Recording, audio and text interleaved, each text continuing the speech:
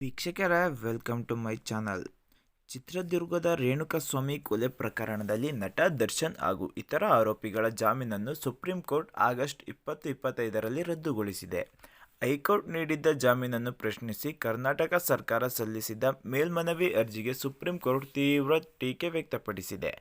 ಜಾಮೀನನ್ನು ರದ್ದುಗೊಳಿಸಿ ದರ್ಶನ್ನನ್ನು ಮತ್ತೆ ಜೈಲಿಗೆ ಕಳುಹಿಸುವಂತೆ ಆದೇಶಿಸಿದೆ.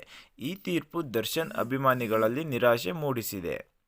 ಪುನಃ ಜಾಮೀನು ಅರ್ಜಿ ಸಲ್ಲಿಸುವ ಸಾಧ್ಯತೆ. ದರ್ಶನ್ ಪರ ವಕೀಲರು ಸುಪ್ರೀಂ ಕೋರ್ಟ್ ತೀರ್ಪಿನ ನಂತರ ಹೊಸ ಜಾಮೀನು ಅರ್ಜಿ ಸಲ್ಲಿಸುವ ತಯಾರಿ ನಡೆಸುತ್ತಿದ್ದಾರೆ.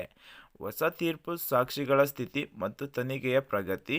ಸಾಮಾನ್ಯವಾಗಿ ಜಾಮೀನು ಅರ್ಜಿ ಸಲ್ಲಿಸುವ ಕನಿಷ್ಠ 30 ದಿನಗಳ ಕಾಲಾವಕಾಶ ಕಾಯಲಾಗುತ್ತದೆ. ಅಂದರೆ ಸೆಪ್ಟೆಂಬರ್ ಅಥವಾ ಅಕ್ಟೋಬರ್ 2025ರ ವೇಳೆಗೆ ಪರ ವಕೀಲರು ಮತ್ತೆ ಜಾಮೀನು ಅರ್ಜಿ ಸಲ್ಲಿಸಬಹುದು.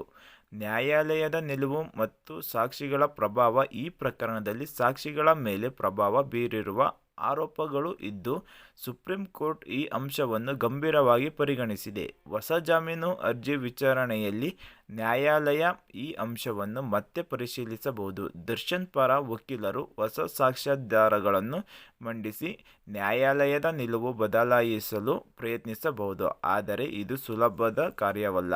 ವೃತ್ತಿ ಜೀವನದ ಮೇಲೆ ಪರಿಣಾಮ. ಜಾಮೀನು ರದ್ದಾದ ನಂತರ ದರ್ಶನ್ ಅವರ ಸಿನಿಮಾ ಚಿತ್ರೀಕರಣಗಳು ಸ್ಥಗಿತಗೊಂಡಿವೆ. ಡೆವಿಲ್ ಸೇರಿದಂತೆ ಹಲವು ಚಿತ್ರಗಳು ತಾತ್ಕಾಲಿಕವಾಗಿ ನಿಲ್ಲಿಸಲ್ಪಟ್ಟಿವೆ. ಜಾಮೀನು ಸಿಕ್ಕರೆ ಮಾತ್ರ ಅವರು ಚಿತ್ರೀಕರಣ ಪುನರಾರಂಭ ಮಾಡಬಹುದು. ಈ ನಡುವೆ ನಿರ್ಮಾಪಕರು ಮತ್ತು ಅಭಿಮಾನಿಗಳು ತೀವ್ರ ನಿರೀಕ್ಷೆಯಲ್ಲಿ ಇದ್ದಾರೆ. ದರ್ಶನ್ ಮತ್ತೆ ಜಾಮೀನು ಪಡೆಯುವ ಸಮಯವು ನ್ಯಾಯಾಂಗ ಪ್ರಕ್ರಿಯೆಯ ಮೇಲೆ ಅವಲಂಬಿತವಾಗಿದೆ. ಸೆಪ್ಟೆಂಬರ್ ಅಥವಾ ಅಕ್ಟೋಬರ್ 2025ರಲ್ಲಿ ಹೊಸ ಜಾಮೀನು ಅರ್ಜಿ ಸಲ್ಲಿಸುವ ಸಾಧ್ಯತೆ ಇದೆ.